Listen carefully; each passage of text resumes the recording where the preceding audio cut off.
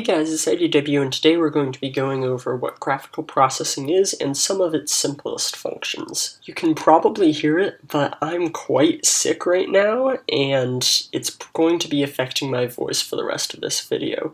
So yeah, that's a bit unfortunate, but we're going to have to deal with it. As I have mentioned in earlier videos, we will be building a smart GPU in Minecraft. That GPU will integrate the functions that we are going to go over in this series. Coming into this series, you really just need to know the theory behind computer function. If you don't know that, here is a series I did that goes over everything you're going to need to know. So let's start by talking about screens.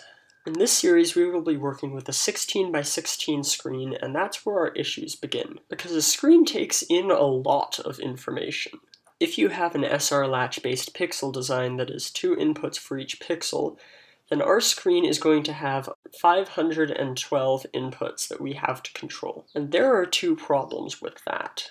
You have to be able to send 512 bits of inputs onto the screen at a reasonably fast rate. And you also need to be able to create 512-bit numbers that will be meaningful when sent to the screen. Since both of these problems can be expressed as mathematical expressions, over the years people have come up with equations that do both of these things. This set of equations that allow us to project and create images for a screen is what we call graphical processing. So now that we've established that we can express these things as equations, we can have a Turing machine solve them. GPUs are special computers that have been designed to solve graphical processing equations as fast as possible, and GPU is short for Graphical Processing Unit. And we're going to be building one such processor. Now let's talk about coordinates. We need some way of navigating the screen and knowing where everything that's on the screen is. The simplest way to do this is to use a Cartesian plane and address different points on the screen using coordinates. 16 coordinates can be represented by 4 bits, so for our 16 by 16 screen, we can use one 8-bit number to establish coordinates. It's important to note that we are going to need to treat these coordinates like objects, and you're going to see why eventually. So now let's talk about getting information from this GPU onto the screen.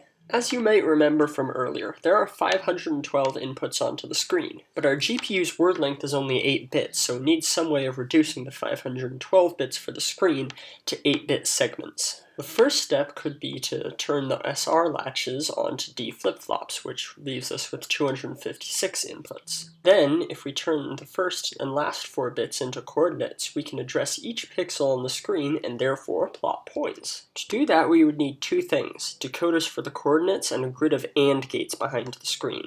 Where the decoded X and Y coordinates intersect would be the pixel to be plotted. We will end up having an option to plot points with this, but if we can only plot points like this, there are some issues that come up. If we want to project large images onto the screen, it's going to take a long time to project them pixel by pixel. It's also going to be really hard to reduce a large image to 1-bit segments.